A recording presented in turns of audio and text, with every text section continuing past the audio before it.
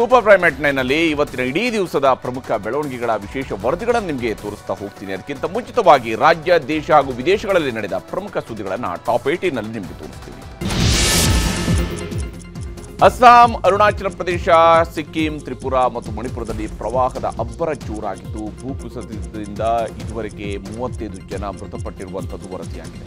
ಮಣಿಪುರದ ಪೂರ್ವ ಇಂಪಾಲ್ ಜಿಲ್ಲೆ ಪ್ರವಾಹದಿಂದ ಮನೆ, ರಸ್ತೆ, ಹೊಲಗಳೆಲ್ಲ ಮುಳುಗಿರುವಂಥದ್ದು ಡ್ರೋನ್ ಕ್ಯಾಮೆರಾದಲ್ಲಿ ಸೆರೆಯಾಗಿದೆ. ಇಂಪಾಲ್ ನಗರದಲ್ಲಿ ನದಿ ತಡೆಗೋಡೆ ಒಡೆದು ನಗರಕ್ಕೆ ನೀರು ನುಗ್ಗಿದ್ದು ದೋಣಿ, ಟ್ರಕ್, ಜೆಸಿಬಿ ಮೂಲಕ ಜನರನ್ನು ಸ್ಥಳಾಂತರ ಮಾಡಲಾಗ್ತಿದೆ. ಇಲ್ಲಿವರೆಗೆ 3,300ಕ್ಕೂ ಹೆಚ್ಚು ಮನೆಗಳಿಗೆ ಪ್ರವಾಹದಿಂದ ಹಾನಿಯಾಗಿದೆ. ಸಿಕ್ಕಿಂನಲ್ಲಿ ಭಾರೀ ಮಳೆ ಆಗ್ತಿದ್ದು ಕೆಲವೆಡೆ ಮೇಘಸ್ಫೋಟ ಸಂಭವಿಸಿದೆ. ಚಾಟೆನ್ನಲ್ಲಿ ಸೇನಾ ಶಿಬಿರದ ಮೇಲೆ ಭೂಕುಸಿತ ಸಂಭವಿಸಿ 3 ಭದ್ರತಾ ಸಿಬ್ಬಂದಿ ಮೃತಪಟ್ಟಿದ್ದಾರೆ. 6 ಸೈನಿಕರು ನಾಪತ್ತೆಯಾಗಿದ್ದು ಹುಡುಕಾಟ ಮುಂದುವರೆದಿದೆ. ಅಸ್ಸಾಂನಲ್ಲಿ 20ಕ್ಕೂ ಹೆಚ್ಚು ಗ್ರಾಮಗಳು ಮಳೆ ನೀರಿನಲ್ಲಿ ಮುಳುಗಡೆಯಾಗಿವೆ. 10,000 ಜನ ನಿರಾಶ್ರಿತರಾಗಿದ್ದಾರೆ. ಉತ್ತರ ಲಖೀಂಪುರ ನೆರೆ ಪೀಡಿತ ಜಾಗಕ್ಕೆ ಅಸ್ಸಾಂನ ಮುಖ್ಯಮಂತ್ರಿ ಹಿಮಂತ ಬಿಸ್ವಾ ಶರ್ಮಾ ಭೇಟಿ ಕೊಟ್ಟರು. ನೆರೆಗೆ ತುತ್ತಾದ ಪ್ರದೇಶಗಳನ್ನೆಲ್ಲ ವೀಕ್ಷಿಸಿದ್ರು. ಆಮೇಲೆ ಸಂತ್ರಸ್ತರನ್ನ ಭೇಟಿಯಾಗಿ ನೆರವಿನ ಭರವಸೆಯನ್ನು ಕೊಟ್ಟಿದ್ದಾರೆ. ಯುವಕನೊಬ್ಬ ಪ್ರವಾಹದ ಮಧ್ಯೆ ನದಿ ದಾಟುವಂತಹ ದೃಶ್ಯವನ್ನ ಕೇಂದ್ರ ಸಚಿವ ಕಿರಣ್ ರಿಜಿಜು ಎಕ್ಸ್ ಖಾತೆಯಲ್ಲಿ ಹಂಚಿಕೊಂಡಿದ್ದಾರೆ.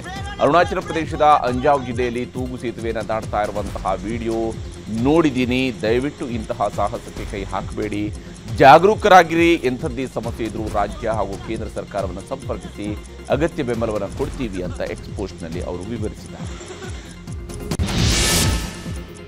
ರಾಜ್ಯದ ಕರಾವಳಿ ಜಿಲ್ಲೆಗಳಲ್ಲಿ ಮುಂಗಾರು ಮಳೆ ನಾಳೆಯಿಂದ ಮತ್ತೆ ಆರ್ಭಟಿಸುವಂತಹ ಸಾಧ್ಯತೆ ಇದೆ. ದಕ್ಷಿಣ ಕನ್ನಡ, ಉಡುಪಿ, ಉತ್ತರ ಕನ್ನಡ ಜಿಲ್ಲೆಗಳಿಗೆ ಯೆಲ್ಲೋ ಅಲರ್ಟ್ ಘೋಷಿಸಲಾಗಿದೆ. ಬೆಂಗಳೂರು ನಗರ, ಗ್ರಾಮಾಂತರ ಹಾಗೆಯೇ ಚಿತ್ರದುರ್ಗ, ತುಮಕೂರು, ಚಿಕ್ಕಮಗಳೂರು, ಚಿಕ್ಕಬಳ್ಳಾಪುರ, ಕೋಲಾರ, ಕೊಡಗು, ಬಳ್ಳಾರಿ, ಗದಗ, ಕೊಪ್ಪಳ, ಕಲಬುರಗಿ, ಯಾದಗಿರಿಯಲ್ಲಿ ಜೂನ್ 4ರಿಂದ ಉತ್ತಮ ಮಳೆ ಆಗಲಿದೆ ಅಂತ ಹವಾಮಾನ ಇಲಾಖೆ ಮಾಹಿತಿಯನ್ನು ನೀಡಿದೆ.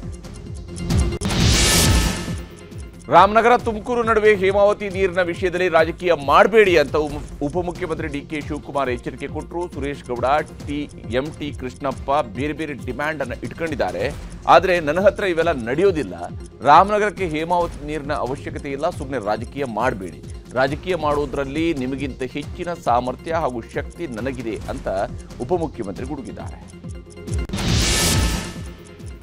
ಹೇಮಾವತಿ ಕಾಮಗಾರಿ ವಿರೋಧಿಸಿ ಪ್ರತಿಭಟನೆ ಮಾಡಿದ್ದ ಬಿಜೆಪಿಯ ಜಿಲ್ಲಾ ಯುವ ಮೋರ್ಚಾ ಅಧ್ಯಕ್ಷ ಚೇತನ್ನನ್ನ ಗುಬ್ಬಿ ಪೊಲೀಸರು ಬಂಧಿಸಿದ್ದಾರೆ. ಸಂಜೆ ಆಗ್ತಿದ್ದಂತೆಯೇ ಗುಬ್ಬಿ ತಾಲೂಕು ಸಿಎಸ್ ಪುರದ ಯುವ ರೈತ ಚೇತನ್, ಬೊಮ್ಮೇನಹಳ್ಳಿಯ ಯುವ ರೈತ ಆನಂದ್ ಹಾಗೆಯೇ ಬಾಗೂರು ಗ್ರಾಮದ ಲೋಕೇಶ್ ಅನ್ನೋರನ್ನು ಕೂಡ ಅರೆಸ್ಟ್ ಮಾಡಲಾಗಿದೆ. ಹೋರಾಟಗಾರರನ್ನ ರಿಲೀಸ್ ಮಾಡದೇ ಇದ್ರೆ ಮತ್ತೊಂದು ಹೋರಾಟ ನಡೆಯುತ್ತೆ ಅಂತ ಸರ್ಕಾರದ ವಿರುದ್ಧ ಹೇಮಾವತಿ ನೀರಾವರಿ ಹೋರಾಟ ಸಮಿತಿ ಆಕ್ರೋಶ ವ್ಯಕ್ತಪಡಿಸಿದೆ.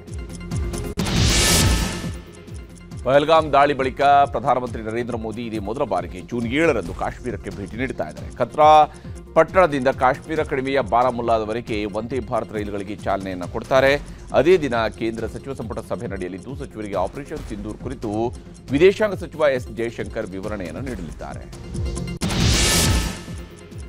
ಪರುಗ್ವೆ ರಾಷ್ಟ್ರದ ಅಧ್ಯಕ್ಷ ಸ್ಯಾಂಟಿಯಾಗೋ ಪೆನಾ 2 ದಿನಗಳ ಭೇಟಿಗಾಗಿ ಭಾರತಕ್ಕೆ ಆಗಮಿಸಿದ್ದಾರೆ. ದೆಹಲಿಯ ಹೈದರಾಬಾದ್ ಹೌಸ್ನಲ್ಲಿ ಸ್ಯಾಂಟಿಯಾಗೋರನ್ನ ಪ್ರಧಾನಿ ಮೋದಿ ಭೇಟಿಯಾದರು.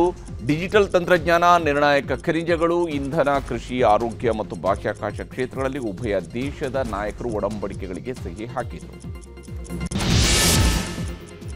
ಸಚಿವ ಪ್ರಿಯಾಂಕ್ ಖರ್ಗೆ ಮತ್ತು ಕಲಬುರಗಿ ಜಿಲ್ಲಾಧಿಕಾರಿ ಅವರನ್ನ ನಿಂದಿಸಿದ್ದಾರೆ. ಹೀಗಾಗಿ ಬಿಜೆಪಿಯ ಛಲವಾದಿ ನಾರಾಯಣಸ್ವಾಮಿ ಮತ್ತು ಎನ್ ರವಿಕುಮಾರ್ ಅವರ ಪರಿಷತ್ ಸದಸ್ಯತ್ವವನ್ನು ರದ್ದು ಮಾಡಬೇಕು ಅಂತ ಸಭಾಪತಿಗೆ ಕಾಂಗ್ರೆಸ್ ದೂರು ನೀಡಿದೆ. ಇಬ್ಬರ ಭಾಷಣಗಳ ವಿಡಿಯೋಗಳನ್ನು ಸಭಾಪತಿ ಹೊರಟ್ಟಿಯವರಿಗೆ ನೀಡಲಾಗಿದೆ. ಇನ್ನೊಂದು ಕಡೆ ಬಿಜೆಪಿ ಎಂಎಲ್ಸಿ ರವಿಕುಮಾರ್ ಅವರನ್ನ ಕಲಬುರಗಿ ಎಸಿಪಿ ಶರಣಬಸಪ್ಪ ಸುಬೇದಾರ್ 5 ಗಂಟೆಗಳ ಕಾಲ ವಿಚಾರಣೆ ನಡೆಸಿ ಹೇಳಿಕೆಯನ್ನು ಪಡ್ಕೊಂಡಿದ್ದಾರೆ. ಮೇಕೆದಾಟು ಯೋಜನೆಯ ಒಪ್ಪಿಗೆಗಾಗಿ ತಮಿಳುನಾಡು ಸಿಎಂ ಸ್ಟಾಲಿನ್ ಮನೆ ಮುಂದೆ ನಾವು ಪ್ರತಿಭಟನೆಗೂ ಸಿದ್ಧ, ಕಲ್ಲು ಹೊಡೆಯೋದಿಕ್ಕೂ ರೆಡಿ, ಅಲ್ಲಿಗೆ ಬರೋದಕ್ಕೆ ಸಿಎಂ ಡಿಕೆ ಶಿವಕುಮಾರ್ಗೆ ದಮ್ಮು ತಾಕತ್ತು ಇದೆಯಾ ಅಂತ ವಿರೋಧ ಪಕ್ಷದ ನಾಯಕ ಆರ್ ಅಶೋಕ್ ಸವಾಲ್ ಎಸೆದಿದ್ದಾರೆ. ಅಶೋಕ್ ಸವಾಲಿಗೆ ಉಪಮುಖ್ಯಮಂತ್ರಿಗಳು ಸದ್ಯಕ್ಕೆ ಯಾವುದೇ ಪ್ರತಿಕ್ರಿಯೆಯನ್ನು ಕೂಡ ಕೊಟ್ಟಿಲ್ಲ. ಆಲಮಟ್ಟಿ ಅಣೆಕಟ್ಟು ಎತ್ತರಕ್ಕೆ ಮಹಾರಾಷ್ಟ್ರ ಸರ್ಕಾರ ತಕರಾರು ತೆಗೆದಿದೆ. ಅಣೆಕಟ್ಟು ಮಟ್ಟ ಎತ್ತರಿಸದಂತೆ ಸಿಎಂ ಸಿದ್ದರಾಮಯ್ಯನವರಿಗೆ ಮಹಾರಾಷ್ಟ್ರದ ಮುಖ್ಯಮಂತ್ರಿ ಫಡ್ನವೀಸ್ ಪತ್ರ ಬರೆದಿದ್ದಾರೆ. ಮಹಾರಾಷ್ಟ್ರ ನಡಿಗೆ ಡಿಸಿಎಂ ಡಿಕೆ ಶಿವಕುಮಾರ್ ಕಿಡಿಕಾರಿದ್ದು, ಮಾತು ತಪ್ಪಿದ ಮಹಾರಾಷ್ಟ್ರ ಸರ್ಕಾರದ ವಿರುದ್ಧ ರಾಜ್ಯದ ಎಲ್ಲಾ ಸಂಸದರು ಧ್ವನಿ ಎತ್ತಬೇಕು ಅಂತ ಆಗ್ರಹಿಸಿದರು. ಬೆಂಗಳೂರು ನಗರದ ಸ್ವಚ್ಛತೆಗಾಗಿ ಜೂನ್ 6ರಂದು ಕ್ಲೀನ್ ಬೆಂಗಳೂರು ಆಚರಣೆಗೆ ಸರ್ಕಾರ ನಿರ್ಧಾರವನ್ನು ಕೈಗೊಂಡಿದೆ. ಈ ಬಗ್ಗೆ ಮಾಹಿತಿ ನೀಡಿರುವ ಉಪಮುಖ್ಯಮಂತ್ರಿ ಡಿಕೆ ಶಿವಕುಮಾರ್, ಜನ ಇನ್ನು ಮುಂದೆ ಕಸದ ಫೋಟೋ ತೆಗೆದು ಪಾಲಿಕೆ ಕಳಿಸಿದರೆ ತಕ್ಷಣವೇ ಕ್ಲೀನ್ ಮಾಡ್ತೀವಿ. ಜನ ಕೂಡ ಕಸ ಕ್ಲೀನ್ ಮಾಡಿ ಮಾದರಿಯಾಗಿ ಬೆಂಗಳೂರನ್ನ ನೀವೇ ಉಳಿಸಿ ಬೆಳೆಸಬೇಕು, ಕಾಪಾಡಬೇಕು ಅಂತ ಹೇಳಿದ್ದಾರೆ. ಸರ್ಕಾರಿ ಆಸ್ಪತ್ರೆಗಳ ಆವರಣದಲ್ಲಿ ಜನೌಷಧಿ ಕೇಂದ್ರಗಳನ್ನು ಮುಚ್ಚಿರುವುದನ್ನು ಖಂಡಿಸಿ ಜನೌಷಧಿ ಕೇಂದ್ರಗಳ ಮಾಲೀಕರು ಕಾನೂನು ಹೋರಾಟಕ್ಕೆ ನಿರ್ಧರಿಸಿದ್ದಾರೆ. ಈ ಬಗ್ಗೆ ಪ್ರತಿಕ್ರಿಯೆ ನೀಡಿರುವ ಆರೋಗ್ಯ ಸಚಿವ ದಿನೇಶ್ ಗುಂಡೂರಾವ್, ಸರ್ಕಾರದ ಸ್ಥಳದಲ್ಲಿ ಯಾವುದು ತೆರೀಬೇಕು, ಯಾವುದು ಬೇಡ ಅನ್ನುವಂತಹ ತೀರ್ಮಾನ ಮಾಡುವುದು ನಮಗೆ ಬಿಟ್ಟಿದ್ದು, ಕಾನೂನು ಹೋರಾಟ ಮಾಡೋರಿಗೆ ಕಾನೂನು ಪ್ರಕಾರವೇ ಉತ್ತರ ಕೊಡ್ತೀವಿ ಅಂತ ಹೇಳಿದರು. ಛತ್ತೀಸ್ಗಢದ ಸುಕ್ಮಾ ಜಿಲ್ಲೆಯಲ್ಲಿ 16 ನಕ್ಸಲರು ಪೊಲೀಸರಿಗೆ ಶರಣರಾಗಿದ್ದಾರೆ. ಶಸ್ತ್ರಾಸ್ತ್ರ ತ್ಯಜಿಸಿ ಸಮಾಜದ ಮುಖ್ಯವಾಹಿನಿಗೆ ಮರಳಿರುವ ನಕ್ಸಲರಿಗೆ ಸರ್ಕಾರ ಎಲ್ಲರಿಗೂ ಕೂಡ ಒಟ್ಟು 1 ಕೋಟಿ ರೂಪಾಯಿ ಅನುದಾನವನ್ನು ಘೋಷಣೆ ಮಾಡಿದೆ. ಪಶ್ಚಿಮ ಬಂಗಾಳದಲ್ಲಿ ಹಿಂದೂಗಳ ಮೇಲೆ ದಾಳಿ ಆಗ್ತಿದೆ ಅಂತ ವಿಶ್ವ ಹಿಂದೂ ಪರಿಷತ್ 24 ಗಂಟೆಗಳ ಕಾಲ ಬಂದ್ಗೆ ಕರೆ ಕೊಟ್ಟಿತ್ತು. ಸಿಲಿಗುರಿಯಲ್ಲಿ ಪ್ರತಿಭಟನೆಗೂ ಕೂಡ ಇಳಿದಿದ್ರು, ಆದರೆ ಪೊಲೀಸರು ಪ್ರತಿಭಟನೆಗೆ ಅವಕಾಶ ಕೊಡದೆ ಬಲವಂತವಾಗಿ ಎಳೆದೊಯ್ದರು. ಬೂಕರ್ ಪ್ರಶಸ್ತಿ ವಿಜೇತರಾದ ಕನ್ನಡದ ಸಾಹಿತಿ ಬಾನು ಮುಷ್ತಾಕ್ ಹಾಗೂ ಅನುವಾದಕಿ ದೀಪಾ ಬಸ್ತಿ ಅವರಿಗೆ ರಾಜ್ಯ ಸರ್ಕಾರ ತಲಾ 10 ಲಕ್ಷ ರೂಪಾಯಿಯ ಪುರಸ್ಕಾರವನ್ನು ನೀಡಿದೆ. ವಿಧಾನಸೌಧದ ಬ್ಯಾಂಕ್ವೆಟ್ ಹಾಲ್ನಲ್ಲಿ ಕನ್ನಡ ಮತ್ತು ಸಂಸ್ಕೃತಿ ಇಲಾಖೆ ಅಭಿನಂದನಾ ಸಮಾರಂಭವನ್ನು ಆಯೋಜಿಸಿತ್ತು. ಕಾರ್ಯಕ್ರಮದಲ್ಲಿ ಮಾತನಾಡಿದ ಮುಖ್ಯಮಂತ್ರಿಯವರು, ಬಾನು ಮುಷ್ತಾಕ್ ನನಗೆ ಬಹಳ ಪರಿಚಯ, ಪತ್ರಕರ್ತೆಯಾಗಿ, ಲೇಖಕಿಯಾಗಿ, ವಕೀಲೆಯಾಗಿ ಹಾಗೆ ಹೋರಾಟಗಾರ್ತಿಯಾಗಿ ಅವರನ್ನು ನೋಡಿದ್ದೀನಿ ಅಂತ ಹೇಳಿದರು. ಈಗ ಸುದ್ದಿಗಳನ್ನು ವಿವರವಾಗಿ ನೋಡ್ತಾ ಹೋಗೋಣ. ಕರಾವಳಿ ಕರ್ನಾಟಕದಲ್ಲಿ ಶಾಂತಿ ಸ್ಥಾಪಿಸಲು ಪೊಲೀಸರು ಮಿಡ್ ನೈಟ್ ಆಪರೇಷನ್ ಅನ್ನ ಶುರು ಮಾಡಿದರು. ಇನ್ನೊಂದು ಕಡೆ ಅರುಣ್ ಪುತ್ತಿಲ, ಭರತ್ ಕುಂಡೇಲು, ಮಹೇಶ್ ಶೆಟ್ಟಿ ತಿಮ್ರೋಡಿ ಸೇರಿದಂತೆ 36 ಜನರನ್ನ ಗಡೀಪಾರು ಮಾಡೋದಕ್ಕೆ ಪೊಲೀಸರು ತೀರ್ಮಾನಿಸಿದ್ದಾರೆ. 15 ಮುಸ್ಲಿಂ ಮುಖಂಡರು ಕೂಡ ಈ ಲಿಸ್ಟ್ನಲ್ಲಿ ಇದ್ದಾರೆ. ಹಾಗಾದರೆ ಸದ್ಯಕ್ಕೆ ದಕ್ಷಿಣ ಕನ್ನಡದಲ್ಲಿ ದ್ವೇಷ ಭಾಷಣದ ವಿಚಾರಕ್ಕೆ ಸಂಬಂಧಪಟ್ಟಂತೆ ಪೊಲೀಸರು ಯಾವೆಲ್ಲ ಕ್ರಮಗಳನ್ನು ಕೈಗೊಳ್ಳೋದಕ್ಕೆ ಮುಂದಾಗಿದ್ದಾರೆ ಅನ್ನೋದನ್ನು ನಿಮಗೆ ತೋರಿಸ್ತೀವಿ.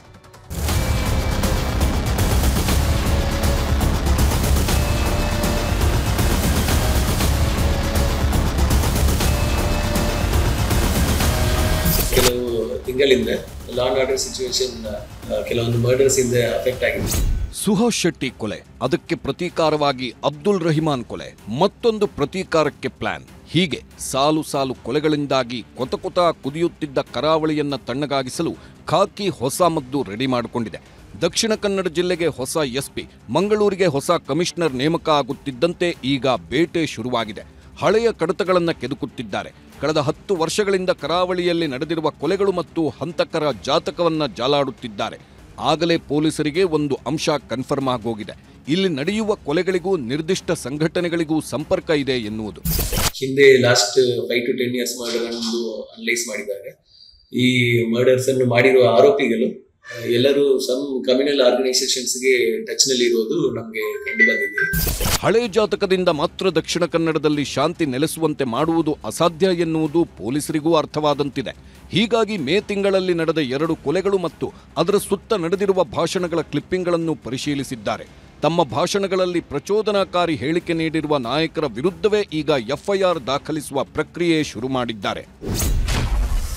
ಕರಾವಳಿಯಲ್ಲಿ ಆರ್ಎಸ್ಎಸ್ನ ಹಿರಿಯ ಮುಖಂಡ ಕಲ್ಲಡ್ಕ ಪ್ರಭಾಕರ್ ಭಟ್ ವಿರುದ್ಧ ಈಗ ಎಫ್ಐಆರ್ ದಾಖಲಾಗಿದೆ. ದ್ವೇಷ ಭಾಷಣ ಮಾಡಿದ ಆರೋಪದ ಮೇಲೆ ಕೇಸ್ ಬಿದ್ದಿದೆ. ಸುಹಾಸ್ ಶೆಟ್ಟಿ ಶ್ರದ್ಧಾಂಜಲಿ ಕಾರ್ಯಕ್ರಮದಲ್ಲಿ ದ್ವೇಷ ಭಾಷಣ ಮಾಡಿದ ಆರೋಪದಡಿ ಬಂಟ್ವಾಳ ಗ್ರಾಮಾಂತರ ಪೊಲೀಸ್ ಠಾಣೆಯಲ್ಲಿ ಪ್ರಕರಣ ದಾಖಲಾಗಿದೆ. ಬಿಎನ್ಎಸ್ 353 ಸಬ್ಸೆಕ್ಷನ್ 2 ಅಡಿ ಪ್ರಕರಣ ದಾಖಲಾಗಿದ್ದು ಕಾನೂನು ಪ್ರಕ್ರಿಯೆ ಮುಂದುವರೆದಿದೆ.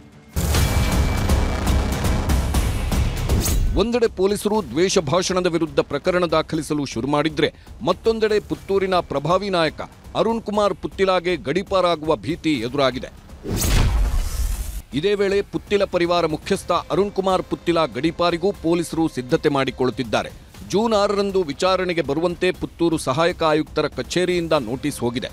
ಜೂನ್ 6ರಂದು ವಿಚಾರಣೆಗೆ ಹಾಜರಾಗದಿದ್ದಲ್ಲಿ ನೇರವಾಗಿ ಗಡೀಪಾರು ಮಾಡಲಾಗುವುದು. ಕಲಬುರಗಿ ಜಿಲ್ಲೆಯ ಶಹಬಾದ್ ಪೊಲೀಸ್ ಠಾಣಾ ವ್ಯಾಪ್ತಿಗೆ ಗಡೀಪಾರು ಮಾಡಲು ನಿರ್ಧಾರ ಮಾಡಲಾಗಿದೆ. ಹೀಗೆ ಕರಾವಳಿ ಜಿಲ್ಲೆಯ ಪ್ರಮುಖ ನಾಯಕರು ಮಾತ್ರವಲ್ಲ, ಹಿಂದೂಪರ ಸಂಘಟನೆಗಳ ಕಾರ್ಯಕರ್ತರು ಎಂದು ಕರೆಸಿಕೊಂಡು ಪೊಲೀಸರು ವಿಚಾರಣೆಗೆ ಕರೆದರೂ ಬಾರದವರ ವಿರುದ್ಧವೂ ಈಗ ಖಾಕಿ ಕಾರ್ಯಾಚರಣೆ ಶುರುವಾಗಿದೆ. ರಾತ್ರೋರಾತ್ರಿ ಮನೆಗಳ ಬಾಗಿಲು ತಟ್ಟಿರುವ ಪೊಲೀಸರ ಕ್ರಮದ ವಿರುದ್ಧ ಹಿಂದೂ ಸಂಘಟನೆಗಳ ಕಾರ್ಯಕರ್ತರು ಸಿಟ್ಟಿಗೆದ್ದಿದ್ದಾರೆ. ರಾತ್ರೋರಾತ್ರಿ ಹಿಂದೂ ಕಾರ್ಯಕರ್ತರ ಮನೆಗಳಿಗೆ ತೆರಳಿ ಪರಿಶೀಲನೆ ನಡೆಸಿದ್ರು. ಕಡಬ ಠಾಣಾ ವ್ಯಾಪ್ತಿಯಲ್ಲಿ ಕೆಲವರ ಮನೆಗಳಲ್ಲಿ ಶೋಧ ಕಾರ್ಯ ನಡೆಯಿತು. ಕರೆದರೂ ಠಾಣೆಗೆ ಬಾರದ 12 ಹಿಂದೂ ಕಾರ್ಯಕರ್ತರ ಮೇಲೆ ಕೇಸ್ ಹಾಕಲಾಗಿದೆ. ಮನೆಗಳಿಗೆ ದಿಢೀರ್ ಪೊಲೀಸರು ಬಂದಿದ್ದಕ್ಕೆ ವಿರೋಧವೂ ವ್ಯಕ್ತವಾಗಿದೆ. ಕಡಬ ಪೊಲೀಸ್ ಠಾಣೆ ಮುಂದೆ ಬಂದ ಕಾರ್ಯಕರ್ತರು ಮನೆಗೆ ಯಾಕೆ ಪೊಲೀಸರು ಬರ್ತಾರೆ ಎಂದು ಪ್ರಶ್ನೆ ಮಾಡಿದ್ದಾರೆ. ನಾವೇನು ರೌಡಿಗಳಲ್ಲ, ರಾತ್ರೋರಾತ್ರಿ ಬಾಗಿಲು ಬಡಿಯೋದು ಯಾಕೆ? ಪೊಲೀಸರು ಮನೆಗೆ ಬರೋದು ಬೇಡ, ನಾವೇ ಠಾಣೆಗೆ ಬರುತ್ತೇವೆ ಎಂದಿದ್ದಾರೆ. ಕೆಲವೊಮ್ಮೆ ಅಜ್ಞಾತ ಸ್ಥಳಗಳಿಗೂ ಪೊಲೀಸರು ಕರೆಯುತ್ತಾರೆ. ಯಾವ ಧೈರ್ಯದಲ್ಲಿ ನಾವು ರಾತ್ರಿ ಆ ಕಡೆಗೆ ಹೋಗೋದು ಎಂಬುದು ಪ್ರಶ್ನೆ. ಈ ಮಧ್ಯೆ ವಿಎಚ್ಪಿ ದಕ್ಷಿಣ ಪ್ರಾಂತ್ಯದ ಉಪಾಧ್ಯಕ್ಷ ಪೂವಪ್ಪ ವಿಚಾರಣೆ ಕೂಡ ನಡೆದಿದೆ. ರಾಘವೇಂದ್ರ ಮಠದಲ್ಲಿ ಮಲಗಿದ್ದ ಪೂವಪ್ಪ ಅವರನ್ನು ಎಬ್ಬಿಸಿ ವಿಚಾರಣೆ ಮಾಡಿ ಉಟ್ಟ ಬಟ್ಟೆಯಲ್ಲೇ ಪೂವಪ್ಪ ಫೋಟೋ ತೆಗೆದುಕೊಂಡು ಹೋಗಿದ್ದಾರೆ ಪೊಲೀಸರು. ಇದಕ್ಕೂ ಆಕ್ಷೇಪ ವ್ಯಕ್ತವಾಗಿದೆ. 80 ವರ್ಷ ಆಯಿತು, ನಾನು ಇನ್ನು ಹೋಗಿ ಏನಾದರೂ ಗಲಾಟೆ ಮಾಡಲಿಕ್ಕೆ ಉಂಟಾ ಅಥವಾ ಏನಾದರೂ ಇದು ಮಾಡಲಿಕ್ಕೆ ಉಂಟಾ? ನನಗೆ ಗೌರವ ಹುದ್ದೆಯಾಗಿ ವಿಶ್ವ ಪರಿಷತ್ ಗೌರವ ಒಂದು ಹುದ್ದೆಯನ್ನು ಕೊಟ್ಟಿದ್ದಾರೆ. ಅದನ್ನು ನನಗೆ ಸ್ವೀಕರಿಸಿದ್ರೆ ಸುಮಾರು ಸಾಯ್ತೀನಿ. ಹಿಂದೂಗಳಿಗೆ ಮಾತ್ರ ಮಾಡುವುದಿದ್ರೆ ಸ್ವಲ್ಪ ಕಷ್ಟ ಉಂಟು. 2 ಕಡೆಯವರನ್ನು ಕರೆದು ಮಾತಾಡಿದರೆ ಸರಿ ಆಗ್ತದೆ. ಹೀಗೆ ಕರಾವಳಿಯಲ್ಲಿ ನಡೆಯುತ್ತಿರುವ ಸರಣಿ ಕೊಲೆಗಳಿಗೆ ಫುಲ್ ಸ್ಟಾಪ್ ಹಾಕಲು ಕಡೆಗೂ ಪೊಲೀಸರು ಆಕ್ಷನ್ಗಿಳಿದಿರುವಾಗಲೇ ಸರ್ಕಾರ ಹಾಗೂ ಖಾಕಿ ವಿರುದ್ಧ ಬಿಜೆಪಿ ನಾಯಕರು ಆಕ್ರೋಶ ಹೊರಹಾಕಿದ್ದಾರೆ. ಕಾಂಗ್ರೆಸ್ ಹೇಳಿದಂತೆ ಪೊಲೀಸರು ಕೇಳುತ್ತಿದ್ದಾರೆ. ಕಲ್ಲಡ್ಕ ಪ್ರಭಾಕರ್ ಭಟ್ರನ್ನ ಮುಟ್ಟಿದರೆ ಜಿಲ್ಲೆಯಲ್ಲಿ ದಂಗೆಯಾಗುತ್ತದೆ ಎಂದು ಎಚ್ಚರಿಕೆ ನೀಡಿದ್ದಾರೆ. ಪೊಲೀಸ್ ಇಲಾಖೆ ಪ್ರಭಾಕರ್ ಭಟ್ರ ಮೈ ಮುಟ್ತದ ಆಗ ಇಡೀ ಹಿಂದೂ ಸಮಾಜ ಹೇಳ್ತದೆ. ಬಹುಶಃ ದಕ್ಷಿಣ ಕನ್ನಡ ಜಿಲ್ಲೆಯಲ್ಲಿ ಒಂದು ರೀತಿಯ ದಂಗೆ ಹೇಳ್ಬಹುದು ಅಂತ ಹೇಳಿ ನಾನು ಹೇಳಲಿಕ್ಕೆ ಇಚ್ಛೆ ಪಡ್ತಾ ಇದ್ದೇನೆ. ಇವತ್ತು ವಿಶೇಷವಾಗಿ ಡಾಕ್ಟರ್ ಕಲ್ಲಡ್ಕ ಪ್ರಭಾಕರ್ ಭಟ್ರ ಮೇಲೆ ಕೇಸು ದಾಖಲು ಮಾಡಿದೆ. ಸುಹಾಸ್ ಶೆಟ್ಟಿ ಉತ್ತರ ಕ್ರಿಯೆ ಆಗಿ 20 ದಿನ ಆಯಿತು. ಆನಂತರ ಇವತ್ತು ಕೇಸು ದಾಖಲು ಮಾಡೋದಂದ್ರೆ ಒಂದು ರೀತಿಯ ದ್ವೇಷದ ರಾಜಕಾರಣವನ್ನ ಇದೇ ಜಿಲ್ಲೆಯಲ್ಲಿ ಪೊಲೀಸ್ ಇಲಾಖೆ ಮುಖಾಂತರ ಕಾಂಗ್ರೆಸ್ ಮಾಡ್ತಾ ಇದೆ. ಆದರೆ ಜಿಲ್ಲೆಯ ಪೊಲೀಸ್ ವರಿಷ್ಠಾಧಿಕಾರಿ ಇಂತಹ ಆರೋಪಗಳಿಗೆ ತಲೆಕೆಡಿಸಿಕೊಂಡಿಲ್ಲ. ಯಾರೇ ತಪ್ಪು ಮಾಡಿದ್ರೂ ಕ್ರಮ ನಿಶ್ಚಿತ ಎನ್ನುತ್ತಿದ್ದಾರೆ. ಅಲ್ಲದೆ ಪೊಲೀಸರ ಕೆಲಸಕ್ಕೆ ಅಡ್ಡಿಪಡಿಸಿದವರ ವಿರುದ್ಧವೂ ಪ್ರಕರಣ ದಾಖಲಿಸಲಾಗುತ್ತಿದೆ ಎಂದು ಸ್ಪಷ್ಟನೆ ನೀಡಿದ್ದಾರೆ. ದಕ್ಷಿಣ ಕನ್ನಡ ಜಿಲ್ಲೆಯಲ್ಲಿ ಕೆಲ ತಿಂಗಳಿಂದ ಕಾನೂನು ಸುವ್ಯವಸ್ಥೆಗೆ ಧಕ್ಕೆಯಾಗ್ತಿದೆ. ಕಾನೂನು ಸುವ್ಯವಸ್ಥೆ ಸರಿ ಮಾಡಲೆಂದೇ ಪೊಲೀಸರಿಂದ ಕಾರ್ಯಾಚರಣೆ ನಡೆಯುತ್ತಿರುವುದು. 10 ವರ್ಷಗಳ ಕೊಲೆ ಗಲಭೆ ಕೃತ್ಯಗಳನ್ನು ಪರಿಶೀಲನೆ ಮಾಡಲಾಗಿದೆ. ಈ ವೇಳೆ ಕೃತ್ಯದಲ್ಲಿ ಭಾಗಿಯಾದ ಎಲ್ಲರಿಗೂ ಕೋಮು ಸಂಘಟನೆಗಳ ನಂಟಿದೆ. ಹೀಗಾಗಿ ಪೊಲೀಸರ ಕೆಲಸಕ್ಕೆ ಯಾರೇ ಅಡ್ಡಿ ಬಂದರೂ ಕಠಿಣ ಕ್ರಮ ನಿಶ್ಚಿತ ಎಂದು ಎಚ್ಚರಿಸಿದ್ದಾರೆ. ಕೆಲವು ತಿಂಗಳಿಂದ ಲಾ ಅಂಡ್ ಆರ್ಡರ್ ಸಿಚುವೇಶನ್ ಕೆಲವೊಂದು ಮರ್ಡರ್ಸ್ ಇಂದ ಅಫೆಕ್ಟ್ ಆಗಿದೆ. ಹಿಂದೆ ಲಾಸ್ಟ್ 5 to 10 years ಮರ್ಡರ್ ಅನ್ನು ಅನಲೈಸ್ ಮಾಡಿದ್ದಾರೆ. ಈ ಮರ್ಡರ್ಸ್ ಅನ್ನು ಮಾಡಿರುವ ಆರೋಪಿಗಳು ಎಲ್ಲರೂ ಸಮ್ ಕಮ್ಯುನಲ್ ಆರ್ಗನೈಸೇಷನ್ಸ್ಗೆ ಟಚ್ ನಲ್ಲಿ ಇರೋದು ನಮಗೆ ಕಂಡು ಬಂದಿದೆ. ಈ ಕರ್ತವ್ಯಕ್ಕೆ ಯಾರೇನೋ ಅಡ್ಡಿಪಡಿಸಿದ್ರೆ ಮುಂದಿನ ದಿವಸಗಳಲ್ಲಿ ಕಠಿಣ ಕಾನೂನು ಕ್ರಮ ತಗೊಳ್ಳಲಾಗುತ್ತದೆ. ಕರಾವಳಿ ಜಿಲ್ಲೆಯಲ್ಲಿ ಶುರುವಾಗಿರುವ ಕೋಮು ಕೊಲೆಗಳನ್ನು ತಡೆಯುವ ನಿಟ್ಟಿನಲ್ಲಿ ಪೊಲೀಸರ ಕಾರ್ಯಾಚರಣೆ ಈಗ ತೀವ್ರಗೊಂಡಿದೆ. ಆದರೆ ಈಗ ಪೊಲೀಸರು ಕೇವಲ ಹಿಂದೂ ಸಂಘಟನೆಗಳ ನಾಯಕರು ಹಾಗೂ ಕಾರ್ಯಕರ್ತರನ್ನ ಮಾತ್ರ ವಿಚಾರಣೆ ನಡೆಸಿರುವುದು ಬಿಜೆಪಿಯ ಆಕ್ರೋಶಕ್ಕೆ ಗುರಿಯಾಗಿದೆ. ಕಾಂಗ್ರೆಸ್ ಸರ್ಕಾರದಲ್ಲಿ ಹಿಂದೂಗಳನ್ನ ಮಾತ್ರ ಟಾರ್ಗೆಟ್ ಮಾಡಲಾಗುತ್ತಿದೆ, ಹಿಂದೂಗಳನ್ನ ಹತ್ತಿಕ್ಕುವ ಕೆಲಸ ಮಾಡುತ್ತಿದ್ದಾರೆ ಎಂದೆಲ್ಲ ಬಿಜೆಪಿ ನಾಯಕರು ವಾಗ್ದಾಳಿ ಶುರು ಮಾಡಿದ್ದಾರೆ. ಯಾರು ತಪ್ಪು ಎಸಗಿದ್ದಾರೆ ತಪ್ಪಿತಸ್ಥರನ್ನ ಬಂಧಿಸಲಿ, ಆದ್ರೆ ಆ ನೆಪದಲ್ಲಿ ವಿನಾಕಾರಣ ಹಿಂದೂ ಕಾರ್ಯಕರ್ತರನ್ನ ಇವತ್ತು ಟಾರ್ಗೆಟ್ ಮಾಡ್ತಕ್ಕಂಥದ್ದು ಇದು ಖಂಡಿತ ಸರಿಯಲ್ಲ. ದ್ವೇಷದ ಭಾಷಣವನ್ನ ಮಾಡಿದ್ರೆ ಕೇಸ್ ಹಾಕ್ತಾರ. ಯಾರು ಒಂದು ಸಮುದಾಯದ ವಿರುದ್ಧವಾಗಿ ತಿರುಗಿ ಬಿದ್ದು ಪೊಲೀಸ್ ಸ್ಟೇಷನ್ ಸುಟ್ಟು ಪೊಲೀಸ್ ಅಧಿಕಾರಿಗಳನ್ನೇ ಕೊಂದು ಹಾಕ್ಲಿಕ್ಕೆ ಪ್ರಯತ್ನ ಮಾಡ್ತಾರೆ, ಅವ್ರು ಕೇಸ್ ವಿತ್ಡ್ರಾ ಮಾಡ್ತಾರೆ. ಇವ್ರದ್ದು ಪ್ರವೃತ್ತಿನೇ ತುಷ್ಟೀಕರಣದ ಪ್ರವೃತ್ತಿ ಇದೆ. ಆದ್ರೆ ಬಿಜೆಪಿಯ ಈ ವಾಗ್ದಾಳಿಗೆ ತಿರುಗೇಟು ನೀಡಿರುವ ಗೃಹ ಸಚಿವ ಪರಮೇಶ್ವರ್, ನಾವು ಯಾರನ್ನೂ ಟಾರ್ಗೆಟ್ ಮಾಡುತ್ತಿಲ್ಲ, ತಪ್ಪು ಯಾರೇ ಮಾಡಿದ್ರೂ ಸುಮ್ಮನಿರೋದಿಲ್ಲ, ಮುಸ್ಲಿಮರಿರಲಿ ಹಿಂದೂಗಳಿರಲಿ ಯಾರೇ ತಪ್ಪು ಮಾಡಿದ್ರೂ ಕಠಿಣ ಕ್ರಮ ನಿಶ್ಚಿತ ಎಂದು ಖಡಕ್ಕಾಗಿಯೇ ವಾರ್ನಿಂಗ್ ಕೊಟ್ಟಿದ್ದಾರೆ. ನಾವು ಯಾರನ್ನು ಟಾರ್ಗೆಟ್ ಮಾಡಲ್ಲ. ಯಾವನು ಕಾನೂನು ವಿರುದ್ಧ ಹೋಗ್ತಾನೆ ಅವನ ಮೇಲೆ ಕ್ರಮ ತಗೊಂತೀವಿ. ನಾವು ಯಾವ ಮುಲಾಜ ಇಲ್ಲ. ಮುಸಲ್ಮಾನ್ ಆಗಿರ್ಬೋದು, ಹಿಂದೂ ಆಗಿರ್ಬೋದು, ಇನ್ನೊಬ್ಬ ಆಗಿರ್ಬೋದು, ಮತ್ತೊಬ್ಬ ಆಗಿರ್ಬೋದು. ಕಾನೂನಿಗೆ ವಿರುದ್ಧ ಹೋದ್ರೆ ಮಾತ್ರ ಇದನ್ನ ನಾವು ಎನ್ಫೋರ್ಸ್ ಮಾಡ್ತೀವಿ. ಬಿಟ್ರೆ ನಾರ್ಮಲ್ ಆಗಿ ಜನ ಇರೋರು ಇರ್ತಾರಪ್ಪ. ಇದರ ನಡುವೆಯೇ ಇಂದು ಮಂಗಳೂರಿನ ಕ್ಲಾಕ್ ಟವರ್ ಬಳಿ ಮಳೆಯನ್ನು ಲೆಕ್ಕಿಸದೆ ಎಸ್ಡಿಪಿಐ ವತಿಯಿಂದ ಪ್ರತಿಭಟನೆ ಹಮ್ಮಿಕೊಳ್ಳಲಾಗಿತ್ತು. ಅಬ್ದುಲ್ ರಹಿಮಾನ್ ಹತ್ಯೆಗೆ ಸರ್ಕಾರದ ವೈಫಲ್ಯವೇ ಕಾರಣ. ಪ್ರಚೋದನಾಕಾರಿ ಭಾಷಣ ಮಾಡುವವರ ವಿರುದ್ಧ ಪೊಲೀಸರು ಕ್ರಮ ಕೈಗೊಳ್ಳದೆ ಇದ್ದಿದ್ದರಿಂದಲೇ ರಹಿಮಾನ್ ಹತ್ಯೆಯಾಗಿದೆ ಎಂದು ಆಕ್ರೋಶ ಹೊರಹಾಕಿದ್ರು. ಎಸ್ಡಿಪಿಐ ಪ್ರತಿಭಟನೆ ಹಿನ್ನೆಲೆಯಲ್ಲಿ ಪೊಲೀಸರು ಕೂಡ ಅಲರ್ಟ್ ಆಗಿದ್ರು. ಎಸ್ಡಿಪಿಐ ಪ್ರತಿಭಟನೆ ನಡೆಯುತ್ತಿರುವ ಸ್ಥಳದಲ್ಲೇ ಪೊಲೀಸರು ಭರ್ಜರಿ ಡ್ರಿಲ್ ಮಾಡಿ ಇನ್ನು ಮುಂದೆ ಯಾರೇ ತಪ್ಪು ಮಾಡಿದ್ರೂ ಕಠಿಣ ಕ್ರಮ ಕೈಗೊಳ್ಳಲಾಗುತ್ತೆ ಎಂಬ ಸಂದೇಶ ನೀಡಿದ್ರು. ಸದ್ಯ ಕರಾವಳಿಯಲ್ಲಿ ಕಾನೂನು ಸುವ್ಯವಸ್ಥೆ ಕಾಪಾಡುವ ನಿಟ್ಟಿನಲ್ಲಿ ಪೊಲೀಸರ ಕ್ರಮ ಹೆಚ್ಚು ಪಾರದರ್ಶಕವಾಗಿರಬೇಕು. ಕೇವಲ ಒಂದು ಸಮುದಾಯವನ್ನ ಮಾತ್ರ ಗುರಿಯಾಗಿಸಿ ಪ್ರಕರಣಗಳು ದಾಖಲಾಗುತ್ತಾ ಹೋದ್ರೆ ಅದು ಮತ್ತೊಂದಷ್ಟು ಅವಾಂತರಗಳಿಗೆ ಎಡೆಮಾಡಿಕೊಡುವ ಅಪಾಯ ಇದ್ದೇ ಇದೆ. ಹೀಗಾಗಿ ಜನರನ್ನ ಎತ್ತಿಕಟ್ಟುವ ಪ್ರಯತ್ನ ನಡೆಸುವ ಪ್ರತಿಯೊಬ್ಬರ ವಿರುದ್ಧವೂ ಕ್ರಮಕ್ಕೆ ಮುಂದಾದಲ್ಲಿ ಮಾತ್ರ ದಕ್ಷಿಣ ಕನ್ನಡದಲ್ಲಿ ಜನರು ನೆಮ್ಮದಿಯಿಂದ ಓಡಾಡಲು ಸಾಧ್ಯ. Bureau report, news 18. ಕನ್ನಡವನ್ನ ಅವಮಾನಿಸಿರುವಂತಹ ಭೂಭಾಷಾ ನಟ ಕಮಲ್ ಹಾಸನ್ಗೆ ಕ್ಷಮೆ ಕೇಳೋದಕ್ಕೆ ಅಹಂ ಅಡ್ಡಿ ಬರ್ತಾ ಇದೆ. ಇದರಿಂದ ಕನ್ನಡಿಗರ ಆಕ್ರೋಶ ಕಡಿಮೆ ಆಗ್ತಾ ಇಲ್ಲ. ಕ್ಷಮೆ ಕೇಳೋವರೆಗೂ ಕೂಡ ರಾಜ್ಯದಲ್ಲಿ ತಗ್ ಲೈಫ್ ಸಿನಿಮಾ ಬಿಡುಗಡೆಯನ್ನು ಮಾಡೋದಕ್ಕೆ ಬಿಡೋದಿಲ್ಲ ಅನ್ನುವಂತಹ ನಿರ್ಧಾರವನ್ನು ಈಗಾಗಲೇ ಚಲನಚಿತ್ರ ವಾಣಿಜ್ಯ ಮಂಡಳಿ ಕೂಡ ಕೈಗೊಂಡಿದೆ. ಈಗ ಇಕ್ಕಟ್ಟಿಗೆ ಸಿಲುಕಿರುವಂತಹ ಕಮಲ್ ಹಾಸನ್ ಹೈಕೋರ್ಟ್ ಮೆಟ್ಟಿಲೇರಿದ್ದಾರೆ.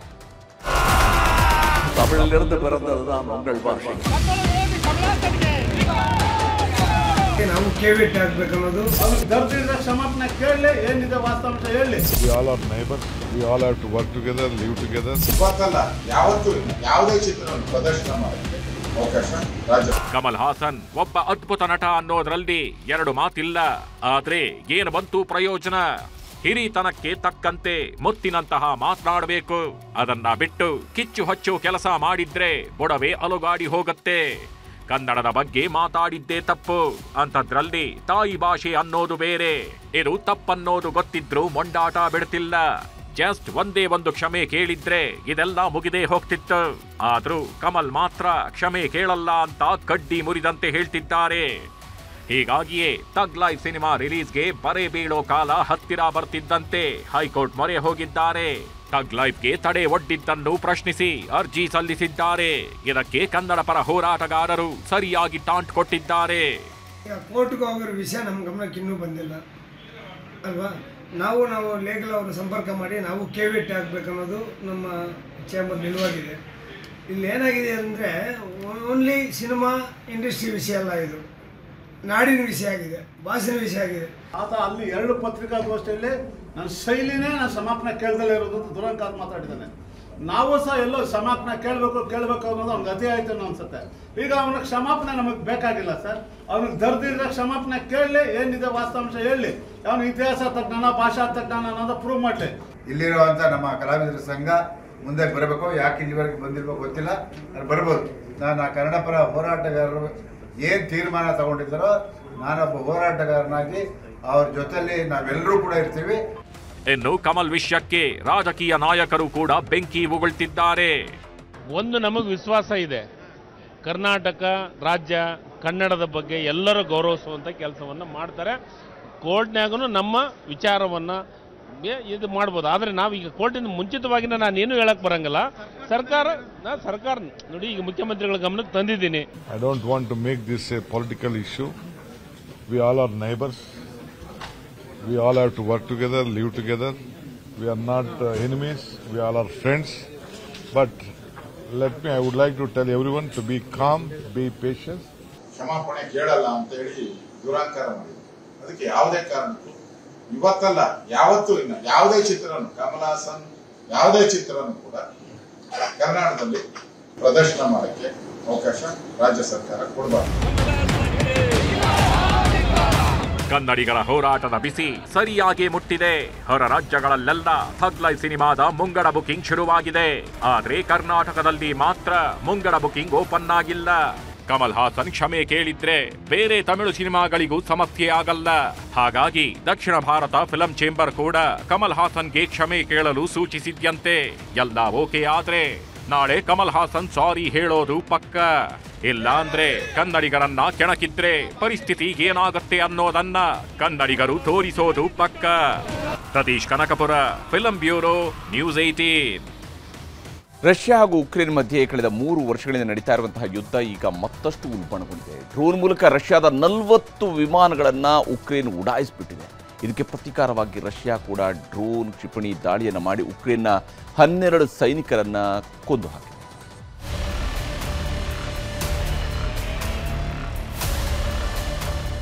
ವಿಶ್ವದ ಅತ್ಯಂತ ಶಕ್ತಿಶಾಲಿ ಮಿಲಿಟರಿ ದೇಶಗಳಲ್ಲಿ ರಷ್ಯಾಗೆ 2ನೇ ಸ್ಥಾನವಿದೆ. ಆದರೆ 20ನೇ ಸ್ಥಾನದಲ್ಲಿರುವ ಉಕ್ರೇನ್ ಸೇನೆಯನ್ನ ರಷ್ಯಾ ಕೈಯಲ್ಲಿ ಕಟ್ಟಿಹಾಕಲು ಆಗ್ತಿಲ್ಲ. 6 ಕೋಟಿ ಮಾನವ ಶಕ್ತಿ ಇರುವ ರಷ್ಯಾ ಮಿಲಿಟರಿ ಪಡೆಯನ್ನ ಬರೀ 9 ಲಕ್ಷ ಮಾನವ ಶಕ್ತಿ ಇರುವ ಉಕ್ರೇನ್ ನಿದ್ದೆ ಮಾಡೋಕೆ ಬಿಡುತ್ತಿಲ್ಲ. 20 ಲಕ್ಷ ಮೀಸಲು ಪಡೆ, 13 ಲಕ್ಷ ಸಕ್ರಿಯ ಸೈನಿಕರಿರುವ ರಷ್ಯಾ ಸೇನೆಯ ನೆಮ್ಮದಿಯನ್ನ ಬರೀ 9 ಲಕ್ಷ ಸೈನಿಕರಿರುವ ಉಕ್ರೇನ್ ಆರ್ಮಿ ಹಾಳು ಮಾಡುತ್ತಿದೆ. ಇದು ಇವತ್ತು ನಿನ್ನೆಯ ವಿಷಯವಲ್ಲ. 2022 ಫೆಬ್ರವರಿ 24ರಿಂದಲೂ ಇದೇ ಕಥೆ. 3 ವರ್ಷ 3 ತಿಂಗಳು 9 ದಿನ ಕಳೆದ್ರೂ ಉಕ್ರೇನ್ ರಷ್ಯಾ ನಡುವಿನ ಯುದ್ಧೋನ್ಮಾದ ಕಡಿಮೆ ಆಗ್ತಿಲ್ಲ. ಎರಡೂ ದೇಶಗಳ ನಡುವಿನ ರಣರಂಗದಲ್ಲಿ 2 ಲಕ್ಷಕ್ಕೂ ಹೆಚ್ಚು ಸೈನಿಕರು, ನಾಗರಿಕರು, ಅಮಾಯಕರ ಸಾವಾಗಿದೆ. ಆದರೂ ಯುದ್ಧ ಕಡಿಮೆಯಾಗಿಲ್ಲ. 3 ವರ್ಷ 3 ತಿಂಗಳಲ್ಲಿ 3 ಸಲ ಶಾಂತಿ ಮಾತುಕತೆ ನಡೆದಿದ್ರೂ ಪ್ರಯೋಜನವಾಗಿಲ್ಲ. ಒಂದು ಸಲ ರಷ್ಯಾ, ಇನ್ನೊಂದು ಸಲ ಉಕ್ರೇನ್ ಪ್ರತಿದಾಳಿ ಮಾಡ್ತಾನೇ ಇವೆ. ಈಗ ಉಕ್ರೇನ್ ಸೇನಾಪಡೆ ರಷ್ಯಾದ 40 ವಿಮಾನಗಳನ್ನು ಧ್ವಂಸ ಮಾಡಿದ್ದು ಜಗತ್ತಿನೆಲ್ಲೆಡೆ ಇದೇ ದೊಡ್ಡ ಸುದ್ದಿ.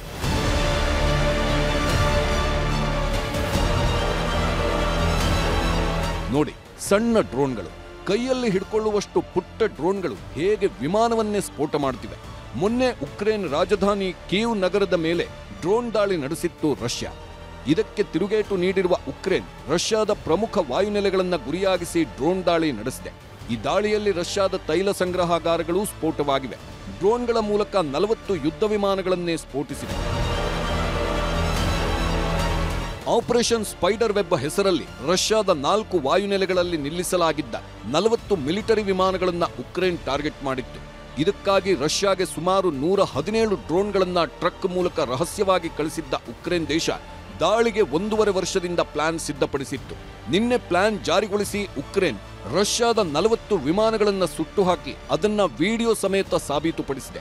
ಅಂತಾರಾಷ್ಟ್ರೀಯ ವರದಿಗಳ ಪ್ರಕಾರ ಉಕ್ರೇನ್ ರಷ್ಯಾದ TU-95 ಬೇರ್ ಪರಮಾಣು ಬಾಂಬರ್ಗಳು, TU-22 ಬ್ಲ್ಯಾಕ್ ಫೈರ್ ವೇಗದ ದಾಳಿ ಬಾಂಬರ್ಗಳು ಮತ್ತು A-50 mainstay command and control ಜೆಟ್ಗಳನ್ನು ದಾಳಿಯಲ್ಲಿ ನಾಶಪಡಿಸಿದೆ. ಅಂದಾಜು $7 ಬಿಲಿಯನ್, ಅಂದ್ರೆ ಹತ್ರ 60,000 ಕೋಟಿ ರೂಪಾಯಿ ಬೆಲೆಯ ವಿಮಾನಗಳು ಸುಟ್ಟು ಕರಕಲಾಗಿವೆ. ರಷ್ಯಾ ಪ್ರತಿದಾಳಿಗೆ 12 ಉಕ್ರೇನ್ ಸೈನಿಕರ ಸಾವು. ಉಕ್ರೇನ್ನ ಡ್ರೋನ್ ದಾಳಿಯ ಕೆಲವೇ ಗಂಟೆಗಳಲ್ಲಿ ರಷ್ಯಾ ಕ್ಷಿಪಣಿಗಳು ಮತ್ತು ಡ್ರೋನ್ಗಳ ಮೂಲಕ ಉಕ್ರೇನ್ ಮೇಲೆ ದಾಳಿ ಮಾಡುವ ಮೂಲಕ ಪ್ರತೀಕಾರ ತೀರಿಸಿಕೊಂಡಿತ್ತು. ರಷ್ಯಾ ಇದುವರೆಗೆ 472 ಡ್ರೋನ್ಗಳು ಮತ್ತು 7 ಕ್ಷಿಪಣಿಗಳನ್ನ ಉಕ್ರೇನ್ ಮೇಲೆ ಹಾರಿಸಿದೆ. ತರಬೇತಿ ಕೇಂದ್ರದ ಮೇಲೆ ನಡೆದ ಕ್ಷಿಪಣಿ ದಾಳಿಯಲ್ಲಿ ಕನಿಷ್ಠ 12 ಸೈನಿಕರು ಸಾವನ್ನಪ್ಪಿದ್ದಾರೆ ಮತ್ತು 60ಕ್ಕೂ ಹೆಚ್ಚು ಜನರು ಗಾಯಗೊಂಡಿದ್ದಾರೆ ಎಂದು ಉಕ್ರೇನಿಯನ್ ಸೇನೆ ತಿಳಿಸಿದೆ.